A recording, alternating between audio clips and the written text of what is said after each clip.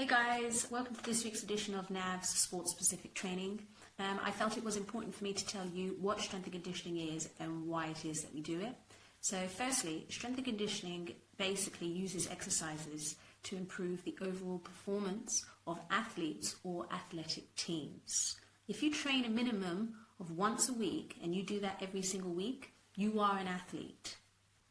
It's sports specific, safe and effective, and it's advanced targeting of particular body parts to help you perform at your best for when you're out there in competition.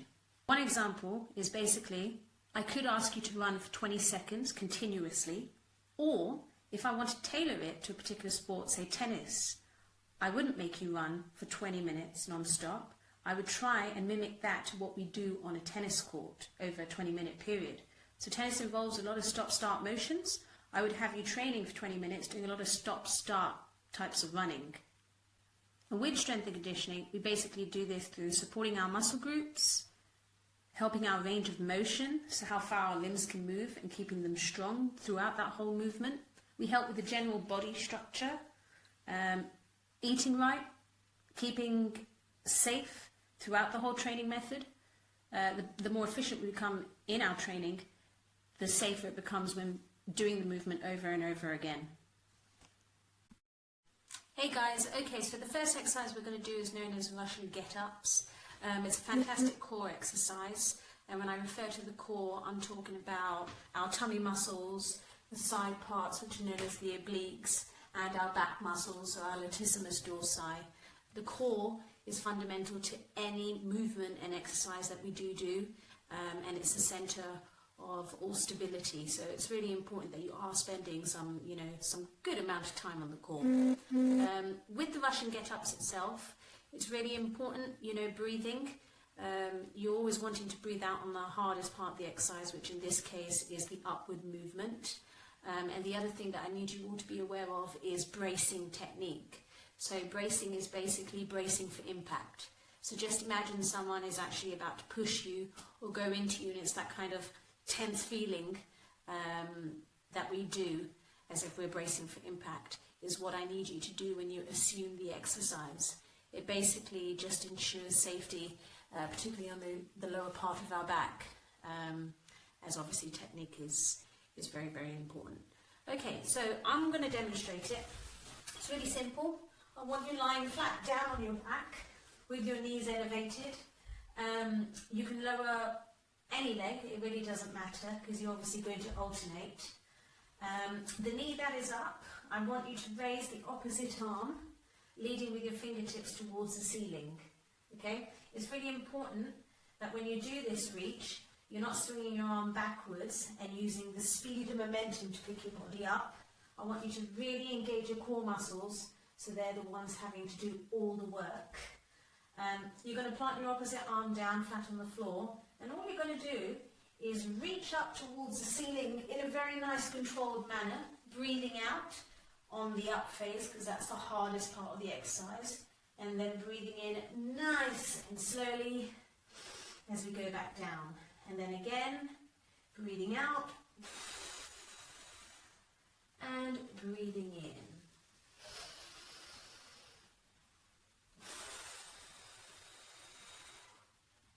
And breathing in again on the down phase. Just another thing, guys, when you're reaching up towards the ceiling, can you please make sure you keep your chest nice and upright? You don't want to do any arching or anything of that nature. It's poor form, bad technique, and it could cause injury. And then obviously we can alternate the leg. You can look to do anywhere between 8 repetitions. Repetition is basically the time that you do it, the number of times that you do it, so we're looking to do 8 on each side. If you're wanting to go for an intermediate kind of level, you can up that to 12 repetitions, and if you're wanting an advanced level, you can do as many as 15 repetitions on each side. Make sure when you alternate between sides you take a good 30 seconds recovery. Okay, hope you enjoyed that. Okay guys, so the next exercise is known as Superman. It's another core exercise, so just watching me nice and carefully. We're going to assume an all-fours position. I want you to straighten one leg out, keeping it nice and straight, nice and flat, and then extend the opposite arm, okay? You want your whole body to be level. You don't want any of this. We want it nice and flat. Point out towards the heel and then lower the hand back down with the foot and go again with the opposite side. Pointing out with your heel, fingertips reaching as far in front as possible, and then keep alternating, holding for 2 seconds on each side. Just be very aware, guys, we don't really want any twisting of the hips. You want to keep your hips level towards the floor at all times. Okay, so we're really again engaging our core, so that bracing technique that I mentioned in the earlier video is also very important. Okay guys, our next exercise is a rotator cuff exercise. Rotator cuff basically refers to any of our shoulder muscles. They are particularly important when doing a serving technique. If you're really looking to get some speed, some velocity behind the serve itself, it's really important that we improve these muscles. We're not really focusing on our big shoulder muscle groups here. We're going to really locate and target the smaller muscle groups, okay? And the exercise I'm going to show is a really, really good isolation exercise.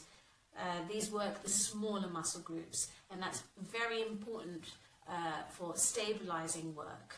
When we actually do a serving technique, we use all these other stabilizing muscles to perform a very explosive shot. So it's important that we focus on those isolation groups, okay?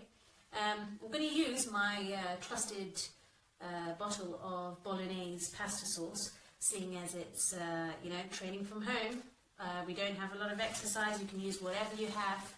As long as it's a little bit of a weight, that's perfect. Okay, so basically a start technique. You can do this standing or sitting. I'm nice and comfortable sitting, but my body's nice and upright. You're going to assume a letter L position with the weight towards the ceiling. You're going to maintain that position throughout the whole exercise. Keep that right angle, okay, 90 degrees. All you're going to do, nice and slowly, lower the weight, so we're in line, level to the floor, parallel to the floor I should say, and then you're going to raise the weight slowly. At this position, you don't want to hyperextend beyond the shoulder here. You don't want to go any further back, okay? You just want to keep it in line. So we're going to about here, and then no further than this position, okay? It's as simple as that, really. With this exercise, because it's an isolation exercise, we work in the small muscle groups, our repetition range is going to be much, much higher. So I would say anywhere from 15 to 20 reps per side. Again, look at my nice and controlled slow technique. Right now I'm starting to feel it, okay? It's not painful, it's just a little bit of discomfort that my muscle's working hard.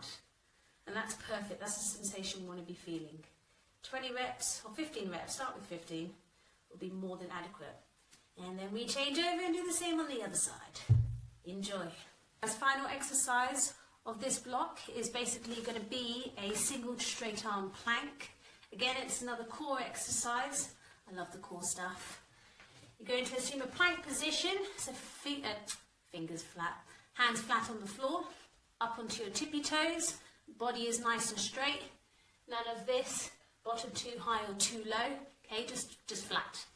All you're looking to do is elevate one arm straight out in front of you, hold for 2 seconds, and lower the palm to the floor, and then switch across to the other side. Bracing is very, very important. I'm looking to breathe out as I reach forwards, so that's the hardest part of the exercise, and then breathe in as the hand lowers to the floor, and then breathe out. You want to minimize this swaying as much as possible. That way I know you're really engaging your core and you're working those primary muscles that we really want to, okay? That's the abdominals, the obliques, and the latissimus dorsi. Have fun, guys. Alright guys, that completes the session for this week. That's our core stuff out the way. Stay tuned next week for some agility-based work. Have a good one.